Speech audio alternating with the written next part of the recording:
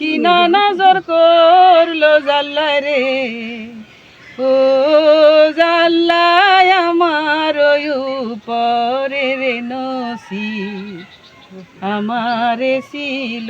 বিয়ের গীত গাইছিলেন ফেরদৌসী লাকী। একসময় শ্রুতিমধুর এই গীতেই জমত বিয়ের আসর। তবে যুগের তালে উচ্চ শব্দে বাজানো গান এখন অনেকের যন্ত্রণার কারণ। আকাশ সংস্কৃতির আড়ালে ঢাকা পড়ে যাওয়া বিলুপ্ত এই গীত সংরক্ষণ করেছেন তিনি। আর আমার সমবয়সী যারা, তারা বিয়ের গীতের নাম মানে অনেকে শুনছে, মানে শুনেছে কিন্তু গায় নাই কোনোদিন। এরপরে তো এগুলো থাকে না। ব্রাহ্মণবাড়িয়ার বাঞ্ছারামপুরে বাড়ি ফেরদৌসী লাকীর। সারা জীবন করে গেছেন শিক্ষকতা। সংস্কৃতিকে ধরে রাখার আপ্রাণ প্রচেষ্টা তার।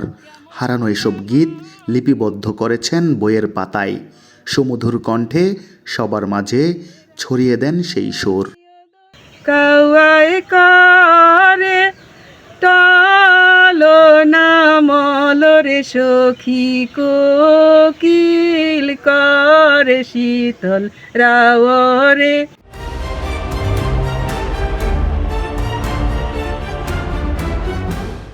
এখনকার বিয়ে বাড়িতে উচ্চ শব্দে বাজানো গানের প্রতি অনেকটাই বিতৃষ্ণা সংস্কৃতিপ্রেমী এই মানুষটির।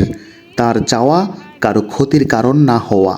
তো এইভাবে এই ড্যাক্সিটের কারণে অনেকের কষ্ট হয়, অনেক অসুস্থ মানুষের কষ্ট হয়, বয়স্ক মানুষের কষ্ট হয়, এগুলি তাদের মনে থাকে না। তারা সারা রাত ব্যাপী বাজাতেই থাকে, তারা ক্লান্তও হয় না। তারা যে কি করে তারা নিজেরাও মনে হয় জানে না যে তারা কি করছে। আর তারা কোনো সময় একসময় তাদেরও এরকম দিন আসবে যে তাদেরও এই হট্টগোল শুনতে বা বুঝতে থাকতে, হট্টগোলের ভিতর তাদের কষ্ট হবে।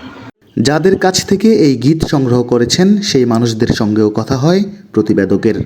নির্মল সুরে বিয়েবাড়ির রোমাঞ্চকর পরিস্থিতির কথা তুলে ধরেন তারা।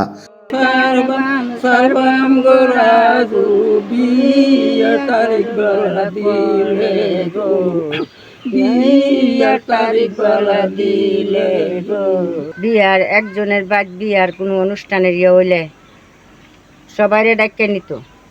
15 দিন 1 মাস আগের থেকে শুরু করতো। আর আগার মধ্যে ডুগরা বানছে, 15 দিন লাগে চিরা করছে আর গান গাইছে। এখন মোবাইলের যুগ, মোবাইলে বিয়ে হইয়া জায়গায় এমন হইয়া জায়গা হুচ্ছি উঠে এন্দা বিয়ে হইয়া গেছে গা, মুছি কইতেও পারি না। তরুণ প্রজন্মকে শেকড়ের কাছাকাছি থেকে সুন্দর আর সমৃদ্ধির পথে আহ্বান জানান ফেরদৌসী লাকী। এমন সৌন্দর্য আমরা উপভোগ করতে চাইবো না যার ফলটা মারাত্মক হতে পারে। বিয়ে বাড়িতে সেই হারানো সংস্কৃতি উঠে আসুক আমাদের চলনে বলনে। হারিয়ে না যাক পূর্বসূরীদের সেই লোকগাথা, এমনটাই প্রত্যাশা সবার। সোহাগ মনি, সময় সংবাদ।